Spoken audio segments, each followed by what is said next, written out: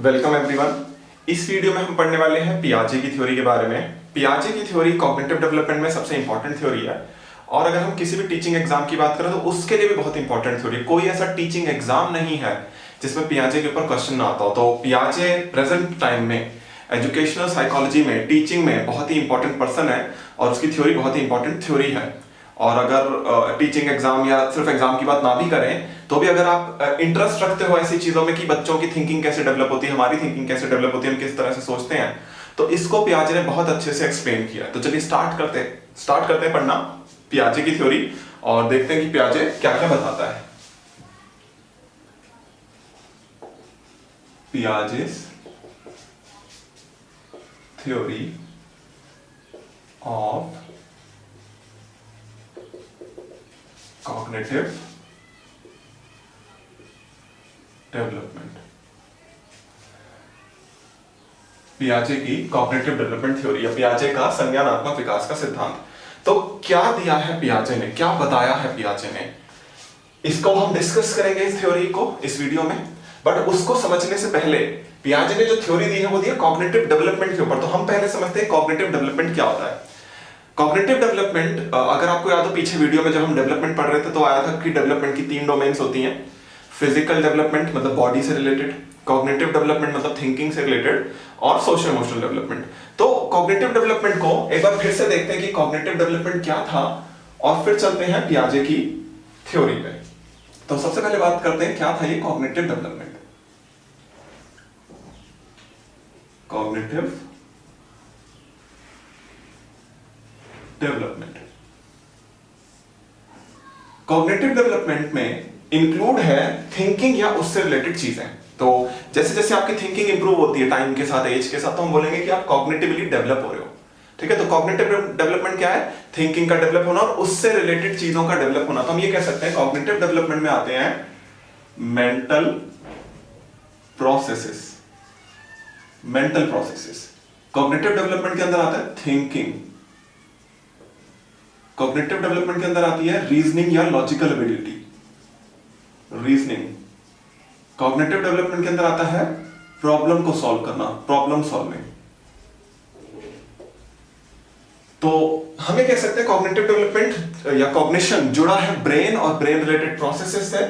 इसमें thinking, reasoning, problem solving, imagination भी आ सकता है। तो ये सब चीजें आती हैं। तो कॉग्निटिव डेवलपमेंट एक ऐसी फील्ड है या एक ऐसी डोमेन है डेवलपमेंट की जो जुड़ी है ब्रेन या ब्रेन रिलेटेड प्रोसेसेस से। तो इमेजिनेशन, तो ये है कॉग्निटिव डेवलपमेंट। तो कॉग्निटिव डेवलपमेंट पे पियाजे ने रिसर्च करी, पियाजे ने बहुत कुछ बताया। बट उस पे जाने से पहले हम एक बार ये देख लेते हैं कि पियाजे कौन था। तो पियाजे ने रिसर्च करी है कॉग्निटिव डेवलपमेंट पे, बट हु इज पियाजे? तो पियाजे कौन है? हु इज पियाजे? तो दूसरा हमारा जो इंपॉर्टेंट कॉन्सेप्ट है वो है कि पियाजे कौन था। अब देखिए पियाजे जो है वो एक स्विस साइकोलॉजिस्ट आप कह सकते हो, तो स्विट्जरलैंड के एक साइकोलॉजिस्ट। बट पियाजे इसलिए फेमस है कि साइकोलॉजी में उन्होंने जो रिसर्च करी वो बच्चों पर करी। देखिए होता क्या था साइकोलॉजी में, इससे पहले जो लोग थे वो ना एनिमल्स पे रिसर्च करते थे। तो एनिमल्स पे रिसर्च जो करके निकल के आता था उसको फिर वो अप्लाई करते थे ह्यूमंस पे, उस प्रिंसिपल्स को। बट पियाजे ने डायरेक्टली रिसर्च करी बच्चों पे। अपनी जो थ्योरीज उन्होंने डेवलप करी, एक तो कॉग्निटिव डेवलपमेंट की थ्योरी है, फिर लैंग्वेज का कॉन्सेप्ट है, फिर मोरल डेवलपमेंट की थ्योरी है आधी अधूरी। तो उन सब के लिए उन्होंने जो रिसर्च करी है वो बच्चों पे करी है। तो पियाजे को कहा जाता है पहले तो फादर ऑफ चाइल्ड साइकोलॉजी। तो अगर क्वेश्चन आए फादर ऑफ चाइल्ड साइकोलॉजी कौन है, तो वो है पियाजे। तो पियाजे को फादर ऑफ चाइल्ड साइकोलॉजी कहा जाता है। दूसरी चीज, पियाजे मानते थे कि जो ये चीजें होती हैं जैसे कॉग्निटिव डेवलपमेंट होता है तो इसकी वजह है बच्चे के अंदर की इनेट एबिलिटीज। इनेट एबिलिटी कैसे? मतलब जैसे जैसे बच्चे की एज बढ़ती है तो बच्चा डेवलप होगा ही होगा, उसकी थिंकिंग डेवलप होगी, वो हम कंट्रोल नहीं कर रहे, वो एनवायरमेंट की वजह से नहीं हो रहा है। तो पियाजे का मानना था हमारे अंदर की वजह से, हमारी हेरिडिटी की वजह से हमारे एज बढ़ने के साथ साथ हमारा ब्रेन डेवलप होता है और इसी की वजह से हमारी थिंकिंग डेवलप होती है। तो इसलिए पियाजे को कहा जाता है इनेटिस्ट, जो कि मानते थे कि क्या इंपॉर्टेंट है? हेरिडिटी इंपॉर्टेंट है। तो पियाजे मानते थे जो ज्ञान बनता है, जो नॉलेज बनती है, हमारे दिमाग का डेवलपमेंट होता है, हमारे दिमाग में चीजें समझ में हमें आने लगती हैं, तो उसमें हेरिडिटी का बहुत रोल है। और हेरिडिटी की वजह से नॉलेज हम बना पाते हैं, नॉलेज हम ले पाते हैं, और इसके लिए भी एक स्पेशल टर्म यूज की जाती है। तो पियाजे को कहा जाता है जेनेटिक एपिस्टेमोलॉजिस्ट। जेनेटिक एपिस्टेमोलॉजिस्ट। अब ये एपिस्टेमोलॉजी एक फील्ड होती है। जेनेटिक वर्ड तो जीन से जुड़ा है, जेनेटिक वर्ड तो हेरिडिटी से जुड़ा है, तो जेनेटिक वर्ड हमें बता रहा है कि जीन्स की इंपॉर्टेंस है। एपिस्टेमोलॉजी वो फील्ड है लर्निंग और नॉलेज की, जहां पे लर्निंग कैसे बनती है, लर्निंग कैसे होती है, नॉलेज कैसे बनती है। तो हमारे पास जब इंफॉर्मेशन आती है तो हम उससे नॉलेज कैसे जनरेट करते हैं, ये सब मतलब इसके बारे में स्टडी की जाती है।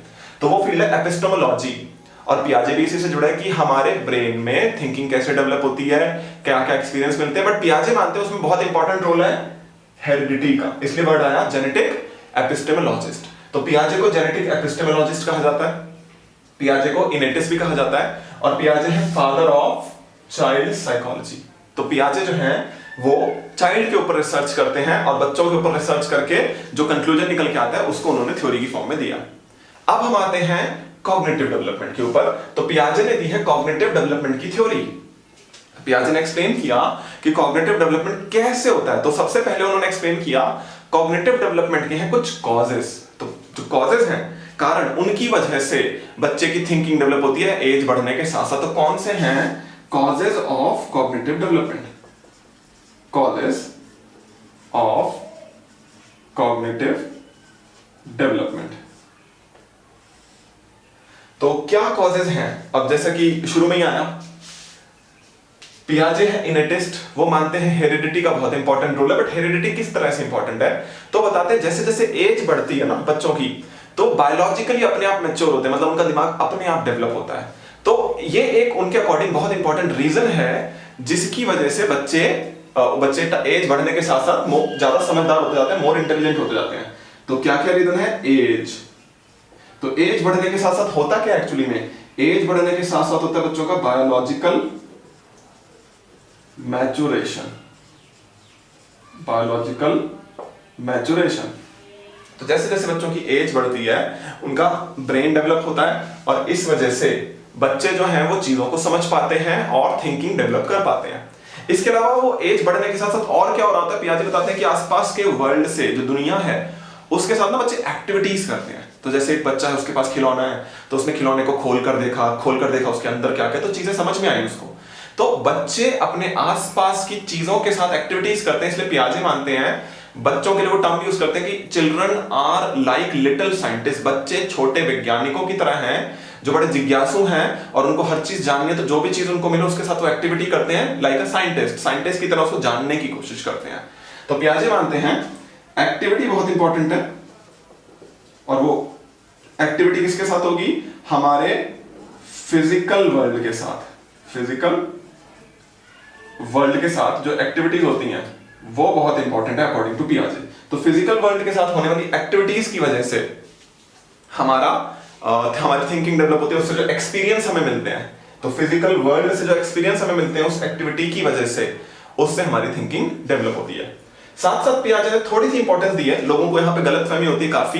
पियाजे ने ये नहीं माना कि और लोगों के साथ सीखना होता है, ये गलतफहमी है लोगों को। पियाजे ने इंपॉर्टेंस दी है सोशल इंटरैक्शन को। सोशल इंटरैक्शन को पियाजे ने दी है इंपॉर्टेंस सोशल इंटरैक्शन को, बट कम दी है। हम ये नहीं कह सकते कि बहुत ज्यादा इंपॉर्टेंस दी है। तो पियाजे मानते हैं जब अपने से बड़े लोगों के साथ हम बातचीत करते हैं तो उससे भी हमारी थिंकिंग डेवलप होती है, हो सकती है, क्योंकि वो जो लोग हैं जिनकी थिंकिंग एडवांस है उनसे हमें कुछ सीखने को मिल सकता है। तो हमारा जो कॉग्निटिव डेवलपमेंट होगा उसमें सोशल इंटरैक्शन का भी रोल हो सकता है। तो सोशल इंटरैक्शन की वजह से भी हमारी थिंकिंग डेवलप हो सकती है। और एक और चीज जो पियाजे ने बताई जिसकी वजह से कॉग्निटिव डेवलपमेंट होता है, और वो चीज है इक्विलिब्रेशन।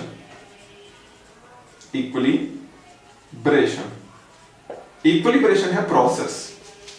हर वो चीज जिसके एंड में TION आता है वो प्रोसेस होता है। तो बहुत सारी चीजें हैं यहाँ पे प्रोसेस। तो इक्विलिब्रेशन एक प्रोसेस है। इक्विलिब्रेशन किसका प्रोसेस है? एक्चुअली कॉग्निटिव डेवलपमेंट जिस प्रक्रिया से होता है, जिस प्रोसेस से होता है, उस प्रोसेस को पियाजे ने कहा है इक्विलिब्रेशन। इक्विलिब्रेशन क्या है कि आप जैसे जैसे आगे बढ़ते हो तो आप नए नए अनुभव लेते हो, उन अनुभवों को किस तरह से अपने दिमाग में बिठाते हो, उस सब को एक्सप्लेन करता है इक्विलिब्रेशन, और इक्विलिब्रेशन है बहुत इंपॉर्टेंट। तो इस इक्विलिब्रेशन को हमें बहुत अच्छे से पढ़ना है कि इक्विलिब्रेशन की वजह से कैसे कॉग्निटिव डेवलपमेंट होता है, उसमें सोशल इंटरेक्शन कहाँ पे हेल्प करता है, उसमें फिजिकल वर्ल्ड की एक्टिविटीज एक्सपीरियंस कहाँ पे हेल्प करते हैं, उसमें बायोलॉजिकल मैच्योरेशन का क्या इफेक्ट पड़ता है। तो मतलब हम स्टेजेस पढ़ेंगे बायोलॉजिकल मैच्योरेशन में जो कि एज पर डिपेंड करते हैं, तो एज के अकॉर्डिंग है स्टेजेस, ठीक है। तो ये है बेसिक आइडिया कि कॉग्निटिव डेवलपमेंट क्या है, पियाजे कौन थे और कॉजेस क्या है कॉग्निटिव डेवलपमेंट। अब इन कॉजेस में ये जो इक्विलिब्रेशन आया है इसको हमें पढ़ना है बहुत ही अच्छे से कि क्या है इक्विलिब्रेशन। तो चलिए स्टार्ट करते हैं पढ़ना इक्विलिब्रेशन। तो पियाजे के अकॉर्डिंग कॉग्निटिव डेवलपमेंट है क्या? पियाजे के अकॉर्डिंग कॉग्निटिव डेवलपमेंट है डिस इक्विलिब्रियम से इक्विलिब्रियम पर जाना। तो पियाजे के अकॉर्डिंग कॉग्निटिव डेवलपमेंट है डिस इक्विलिब्रियम से इक्विलिब्रियम पर जाना। बट ये डिस इक्विलिब्रियम और इक्विलिब्रियम क्या है? डिस इक्विलिब्रियम है कंफ्यूजन वाली स्टेट। तो डिस इक्विलिब्रियम है कंफ्यूजन वाली स्टेट और इक्विलिब्रियम है बैलेंस स्टेट।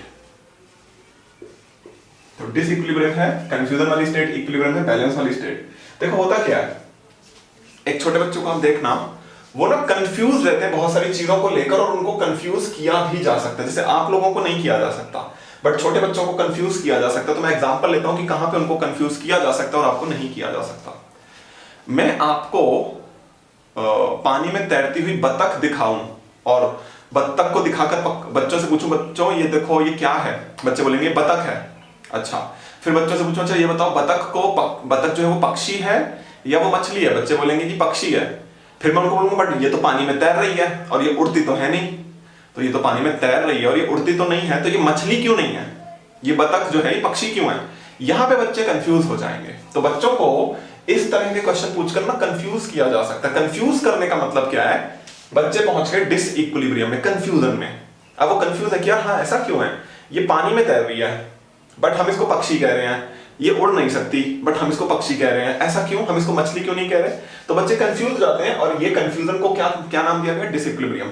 बट आप लोग क्या हो, आप लोग ऐसे कंफ्यूज नहीं होगे। आप उसके रीजन बताओगे कि क्यों बतख जो है वो मछली नहीं है, क्यों बतख जो है वो पक्षी। आप मेरे को उसके रीजन बताओगे क्यों? क्योंकि आप बैलेंस स्टेट पे हो, या मैं बोलूं आप इक्विलिब्रियम पर पहुंच चुके हो। तो पियाजे के अकॉर्डिंग कॉग्निटिव डेवलपमेंट क्या है? डिस इक्विलिब्रियम से इक्विलिब्रियम तक पहुंचना, जो कि एज बढ़ने के साथ साथ होता है। बट इसके एज बढ़ने के साथ साथ कुछ ऐसी चीजें हो रही होती है जिसकी वजह से होता है। तो पहले तो इस स्टेज से, डिस कंफ्यूजन से बैलेंस की तरफ जाना ही है कॉग्निटिव डेवलपमेंट। और इसी को कहा गया, इसी प्रोसेस को कहा गया इक्विलिब्रेशन। तो इसी को कहा गया इक्विलिब्रेशन। ये जो हम पढ़ रहे हैं इक्विलिब्रेशन है कॉज ऑफ कॉग्निटिव डेवलपमेंट, ये है इक्विलिब्रेशन, डिस इक्विलिब्रियम से इक्विलिब्रियम तक जाना। बट ये जो इक्विलिब्रेशन है ये बहुत ही बड़ा प्रोसेस है, बहुत ही बड़ा। तो इसलिए इसको दो में तोड़ा गया, इस इक्विलिब्रेशन को दो में तोड़ा गया। कैसे दो में तोड़ा गया? इक्विलिब्रेशन बहुत बड़ा प्रोसेस है। तो इसका एक हिस्सा है एडप्टेशन और दूसरा हिस्सा है ऑर्गेनाइजेशन। अब ये जो एडप्टेशन है ये भी बहुत बड़ा प्रोसेस है, तो इसको भी दो में तोड़ा गया है। एक है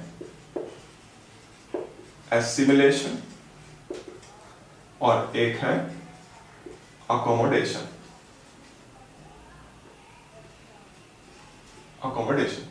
तो एक है एसिमिलेशन और एक है अकोमोडेशन और ऑर्गेनाइजेशन। तो ये सारे जो प्रोसेसेस हैं इनको हमें बहुत अच्छे समझना है कि इक्विलिब्रेशन बहुत बड़ा प्रोसेस है, उसको दो में तोड़ा गया, एडप्टेशन एंड ऑर्गेनाइजेशन। एडप्टेशन को क्योंकि वो भी बहुत बड़ा प्रोसेस है तो उसको भी दो में तोड़ा गया, एसिमिलेशन, अकोमोडेशन। एंड ये जो ऑर्गेनाइजेशन है ये छोटा प्रोसेस है तो इसको नहीं तोड़ा गया। अब इन सबको समझने के लिए हमें एक चीज और समझनी है, एक टर्म और समझनी है जो जरूर आपने सुना होगा, जिसको बोलते हैं स्कीमा। क्या होता है स्कीमा? स्कीमा है दुनिया की समझ बनाने के लिए हम अपने दिमाग में जो इंफॉर्मेशन को स्टोर करते हैं उसको स्कीमा बोलते हैं। तो हमारे दिमाग में जो जानकारी को हम इकट्ठा करते हैं ना दुनिया को समझने के लिए, उसको स्कीमा कहा जाता है। जैसे कि मैं आपको ये दिखा के पूछूं ये क्या है, आप मुझे बोलोगे मार्कर है, ठीक है। आप इसको पेन नहीं बोलोगे, आप इसको कुछ और नहीं बोलोगे अगर आपको पता है। अच्छा मान लो कि एक बच्चा जिसने कभी ना मार्कर नहीं देखा, मतलब उसको नहीं पता कि ये क्या होता है, तो उसको पेन पता है, पेंसिल पता है।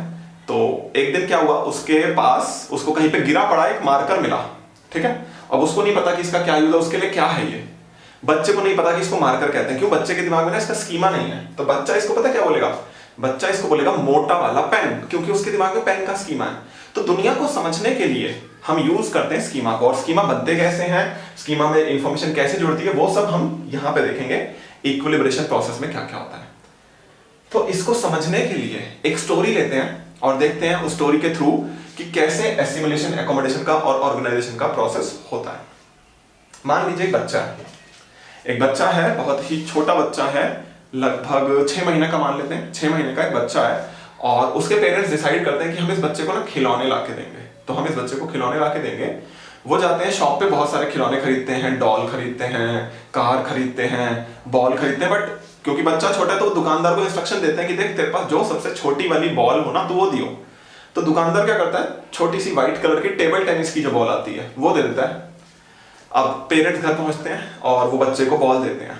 अब बच्चा जब बॉल लेगा अपने हाथ में, 6 महीने का जो बच्चा है, उसको पता नहीं है कि क्या चीज है, उसके दिमाग में स्कीमा तो है नहीं। तो बच्चा करता क्या, आप लोगों ने देखा भी होगा, बच्चा एक्चुअली करता क्या, उस बॉल को अपने मुंह में डालकर खाने की कोशिश करेगा। तो बच्चा बॉल को खाने की कोशिश करता है, बट वो खाने की चीज तो है नहीं।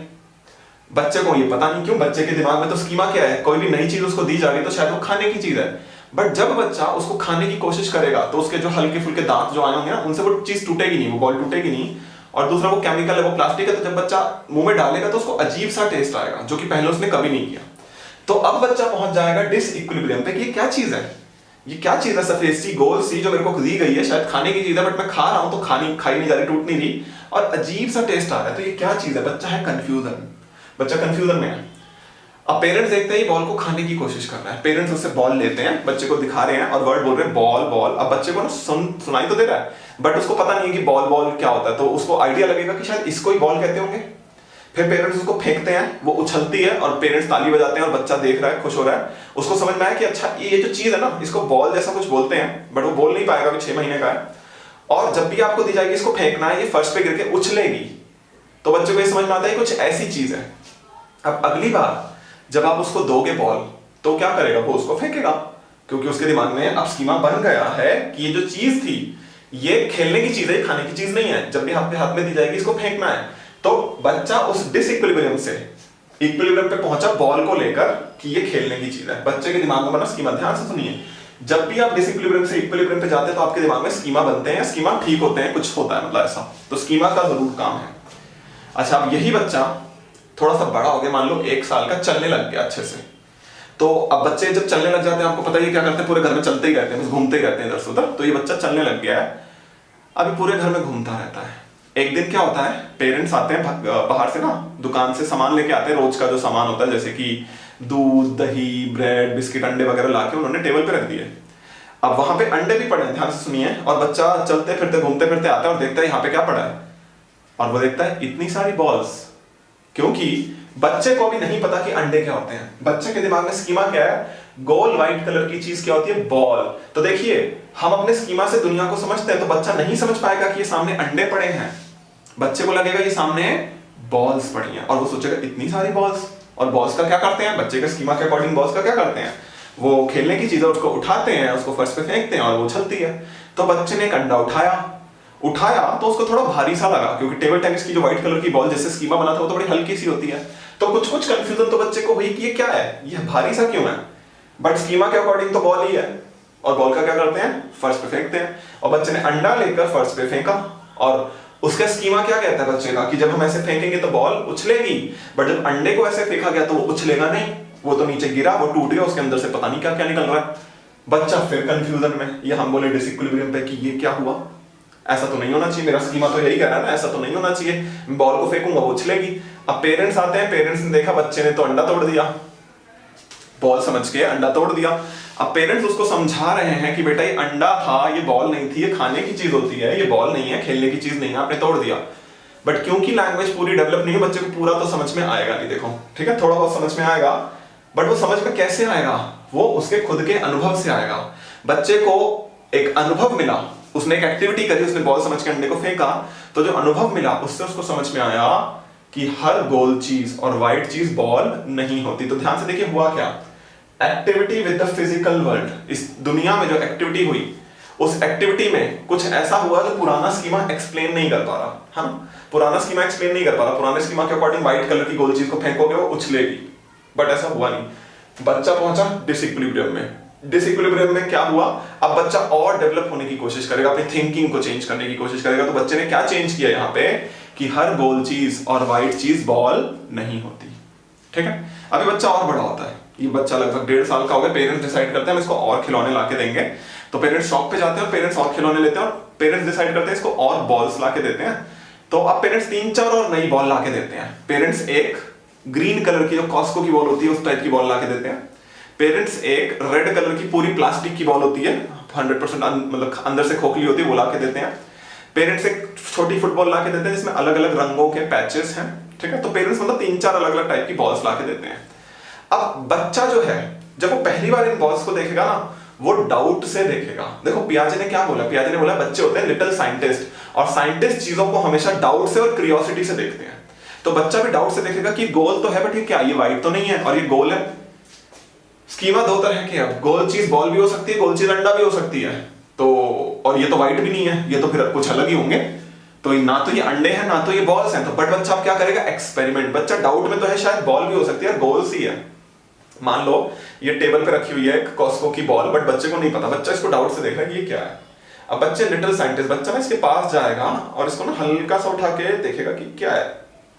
अच्छा, फिर इसको हल्का सा उठा के ना नीचे पटक के देखेगा कि उछली, और अगर इसने बाउंस करा तो बच्चा थोड़ा सा श्योर होगा कि शायद बॉल ही है।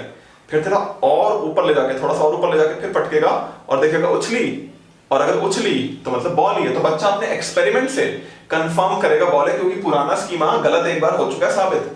तो पुराने स्कीमा पे 100% भरोसा नहीं है बच्चे को, तो इसलिए बच्चा क्या करेगा, अपना एक्सपेरिमेंट, और उस एक्सपेरिमेंट के बेसिस पे उसको पता चलेगा कि हाँ ये ग्रीन वाली कॉस्को की बॉल ही है, ये रेड वाली प्लास्टिक की बॉल ही है, और ये जो गोल सी एक फुटबॉल है वो पहले तो नहीं पता था कि ये भी बॉल है, उस पे अलग अलग रंग हैं। तो आज बच्चे को देखो क्या क्या जानने को मिला। पहली चीज, बॉल सिर्फ इतनी छोटी नहीं होती, बॉल इतनी बड़ी भी हो सकती है, बॉल इतनी बड़ी भी हो सकती है। दूसरी चीज, बॉल सिर्फ सफेद नहीं होती, बॉल हरी भी हो सकती है, बॉल लाल भी हो सकती है, बॉल अलग अलग रंग, एक ही बॉल पे अलग अलग रंग भी हो सकते हैं।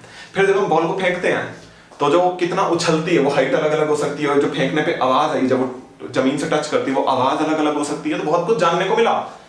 बॉल का स्कीमा पहले से बना हुआ था, बट आज बॉल्स के बारे में ही और बहुत कुछ जानने को मिला। तो अगेन जब और बहुत कुछ चीजों के बारे में जानने को मिलता है तो आपको इक्विलिब्रियम पर पहुंचने में मदद मिलती है। नई नई इंफॉर्मेशन मिलने से भी हमें इक्विलिब्रियम पर पहुंचने में मदद मिलती है। अब देखो हुआ क्या है, ये जो मैंने पूरी स्टोरी आपको सुनाई है इसमें एसिमिलेशन भी हुआ है, इसमें अकोमोडेशन भी हुआ है, ऑर्गेनाइजेशन भी हो रहा है। समझाता हूं कैसे। जब बच्चे ने बॉल को खाने की चीज समझकर खाने की कोशिश करी और वो कंफ्यूज हुआ कि यार टेस्ट तो अजीब सा आ रहा है, दांतों से टूट भी नहीं रही, तो ये क्या है, डिसइक्विलिब्रियम पे चला गया और फिर स्कीमा बनाया नया कि ये गोल चीज व्हाइट चीज खाने की नहीं होती, फेंकने की होती है, इसको फेंको ये उछलती है तो ये खिलौना है। तो बच्चे ने स्कीमा बनाया, तो एक नया स्कीमा बना। जब नया स्कीमा बनता है उस प्रोसेस को एकोमोडेशन कहते हैं। तो इसमें बनते हैं नए नए स्कीमा, ठीक है। फिर आगे जब बच्चा बड़ा हुआ उसने अपना बॉल समझ के अंडा फेंक दिया और वो कंफ्यूज हो गया। फिर से कहां पे कंफ्यूज, डिसइक्विलिब्रियम पे कि ये क्या हुआ, बॉल थी ये तो ये तो उछलनी चाहिए थी बट उछली नहीं। बच्चा फिर कंफ्यूज है। फिर क्या होगा, फिर बच्चा जो कंफ्यूज है तो कंफ्यूजन में वो अपने स्कीमा को ठीक करेगा। उसका स्कीमा क्या था, हर गोल चीज व्हाइट चीज बॉल होती है। अब उसने उसको ठीक किया, सुधारा कि नहीं ऐसा नहीं होता है, कोई गोल चीज व्हाइट चीज बॉल नहीं भी हो सकती है। बच्चे जब अपने स्कीमा में सुधार करते हैं वो भी होता है एकोमोडेशन। तो एकोमोडेशन दो चीजों का मिक्सचर है। जब आप किसी भी वजह से डिसइक्विलिब्रियम पे पहुंचो तो या तो आप बनाओगे नया स्कीमा क्योंकि पुराना स्कीमा एक्सप्लेन नहीं कर पा रहा, या फिर आप क्या करोगे, आप उसी स्कीमा को ठीक करोगे क्योंकि पुराना स्कीमा एक्सप्लेन नहीं कर पा रहा। तो दोनों ही सिचुएशन में पुराना स्कीमा एक्सप्लेन नहीं कर पाता, आप रहते हो कंफ्यूजन में, तो या तो आप नया स्कीमा बनाते हो, स्कीमा को सुधारते हो, करेक्ट करते हो, और उसको बोला जाता है एकोमोडेशन। बट इसी स्टोरी में हुआ क्या, ये बच्चा जब बड़ा हो गया तो इसको पता था बॉल क्या होती है और इसको और बॉल्स के बारे में जानने को मिला कि रेड कलर की भी बॉल होती है, ग्रीन कलर की भी बॉल होती है ना, व्हाइट कलर की भी बॉल, मतलब अलग अलग रंगों की बॉल होती है, अलग अलग साइज की बॉल होती हैं, फेंकने पे अलग अलग आवाज आती है। तो बहुत कुछ बॉल्स के बारे में और पता चला। बट बॉल का स्कीमा तो ऑलरेडी बना हुआ था ना, और वो ठीक था, मतलब उसमें एज सच ये नहीं कह सकते पूरी तरह से गलत था, बट उसमें कमी थी। बच्चे को लगता था बॉल सिर्फ व्हाइट होती है, बच्चे को लगता था बॉल सिर्फ इतनी सी होती है, बट आज बच्चे को पता चला बॉल व्हाइट के अलावा और रंगों की भी होती है। बच्चे को पता चला बॉल इतनी सी के अलावा इतनी इतनी इतनी इतनी कितनी भी हो सकती है, तो बॉल बहुत बड़ी भी हो सकती है। तो बॉल जो है ऑलरेडी उसका स्कीमा बना हुआ है, और उसी स्कीमा में और नई जानकारी जुड़ी। नई जानकारी क्या जुड़ी? उसकी कलर को लेके कि किस किस रंगों की हो सकती है, उसके साइज को लेके कि कितनी बड़ी कितनी छोटी हो सकती है। तो जब पुराने बने हुए स्कीमा में नई जानकारी को एज इट इज जोड़ा जाता है, स्कीमा पहले से बना हुआ है, नई जानकारी हमें मिली, हमने उसी स्कीमा में ऐड कर लिया, उसको बोलते हैं एसिमिलेशन। एसिमिलेशन वर्ड का मतलब ये होता है जोड़ना, एसिमिलेट करना मतलब शामिल करना। तो जब पुराने बने हुए स्कीमा में नई जानकारी को शामिल किया जाता है, नई जानकारी को जोड़ा जाता है, नई जानकारी को ऐड किया जाता है, तो हम बोलते हैं एसिमिलेशन हो रहा है। और जब पुराना स्कीमा नए अनुभव को समझा ना पाए कि ऐसा क्यों हुआ, तो हमें नया स्कीमा बनाना पड़ेगा या फिर पुराने स्कीमा को ठीक करना पड़ेगा, और उस प्रोसेस को कहते हैं एकोमोडेशन। तो एकोमोडेशन कब होगा? जब लिखा है कि नया स्कीमा बनाया जा रहा है, जब लिखा है कि पुराने स्कीमा को ठीक किया जा रहा है। ठीक किया जा रहा है के लिए बहुत सारे शब्द हो सकते हैं। ठीक किया जा रहा है के लिए करेक्ट किया जा रहा है, संशोधित किया जा रहा है, मॉडिफाई किया जा रहा है, एडजस्ट किया जा रहा है, अनुकूल बनाया जा रहा है, इस तरह से कुछ भी हो सकता है, तो वो सब एकोमोडेशन है। बट जब भी लिखा है कि पुराने स्कीमा में नई जानकारी को जोड़ा जा रहा है, शामिल किया जा रहा है, बस इतना, तो है एसिमिलेशन। तो इन दोनों को मिलाकर होता है एडेप्टेशन। तो एडेप्टेशन क्या है? Combination of assimilation and accommodation. मतलब जब आप नया स्कीमा बनाओ, स्कीमा को सुधारो, पुराने स्कीमा में नया कुछ जोड़ो, सब कुछ मिला के जब भी स्कीमा बनते हैं उनमें नया ज्ञान डाला जाता है, उनको सुधारा जाता है, वो सब क्या है? एडेप्टेशन। एडेप्टेशन इज अपने आप को अनुभवों के अनुकूल ढालना, अपने आप को चेंज करना अनुभवों के अनुकूल। अब दूसरा प्रोसेस, तो हमने बात कर ली कि भाई एडेप्टेशन हो रहा है और इसके एसिमिलेशन एकोमोडेशन की वजह से, तो नए नए स्कीमा बन रहे हैं, स्कीमा के अंदर नई नई जानकारी डल रही है। बट ये चीज हर रोज होती है, हर रोज आपके दिमाग में स्कीमा बनते हैं और सुधरते हैं। जैसे अभी आप ये वीडियो देख रहे हो सकता है आपने पियाजे की थ्योरी पहले पढ़ी हो, बट आपको कंफ्यूजन हो, तो वो कंफ्यूजन अगर दूर हो रही है तो हम बोलेंगे आपका स्कीमा मॉडिफाई हो रहा है।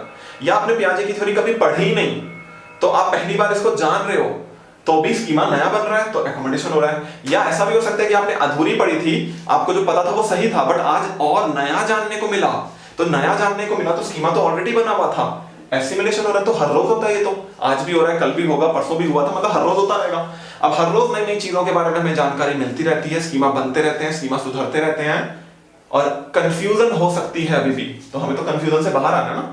तो कंफ्यूजन ना हो इसके लिए दूसरा प्रोसेस है ऑर्गेनाइजेशन। ऑर्गेनाइजेशन इज कैटेगरी के बेसिस पे ऑब्जेक्ट्स को क्लासिफाई करना। तो ऑर्गेनाइजेशन में क्या आता है? Classification. Classification on the basis of categories. तो आप कैटेगरीज में बांटते हो, जैसे कि आप स्कीमा बनाते हो फूड आइटम, तो खाने का स्कीमा बनाते हो, तो आपने खाने का स्कीमा क्या बनाया? फूड। और इसके अंदर बहुत कुछ हो सकता है, तो ये जो स्कीमा है फूड का, इसके अंदर आप कैटेगरीज बनाते हो वेज, नॉन वेज, इस तरह से, या ड्रिंक्स। अब ड्रिंक्स में भी हो सकता है, ड्रिंक्स में हो सकता है कोल्ड ड्रिंक्स, ड्रिंक्स में हो सकता है हॉट ड्रिंक्स, नॉन वेज में बहुत सारी चीजें हो सकती हैं, वेज में बहुत सारी चीजें हो सकती हैं। तो आपका जो फूड का स्कीमा है आपने बड़े कैटेगरी से बनाया हुआ है। अच्छा, इसमें कलर भी हो सकते हैं कि वेज फूड किस किस कलर का होता है, तो बहुत सारी चीजें बनेंगी। कैटेगराइजेशन या क्लासिफिकेशन ऑर्गेनाइजेशन इस तरह से जैसे दुकान पे सामान लगाया होता है कि आप देखोगे जाके सारे जो खाने वाले तेल है वो एक साथ पड़े होंगे, सरसों के तेल एक साथ पड़े, उनके साथ ही मूंगफली का तेल या इस तरह के तेल एक साथ पड़े हैं। बट जो सिर पे लगाने का तेल है वो उनसे कहीं दूर अलग पड़ा होगा, और सारे सिर पे लगाने के तेल एक साथ पड़े होंगे।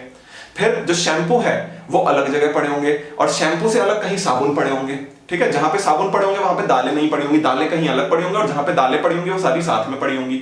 जहां पे आटा पड़ा होगा वहां पे सारा आटा पड़ा होगा। तो बड़े कैटेगरीज में हम लगाते हैं सामान को दुकानदार, ताकि दुकानदार को ढूंढने में परेशानी ना हो। अब मान लो कोई दुकानदार ऐसा जो नहीं करता ऐसा, तो उसको क्या होगा, वो जब भी कोई सामान लेने आएगा वो कंफ्यूज हो जाएगा ना।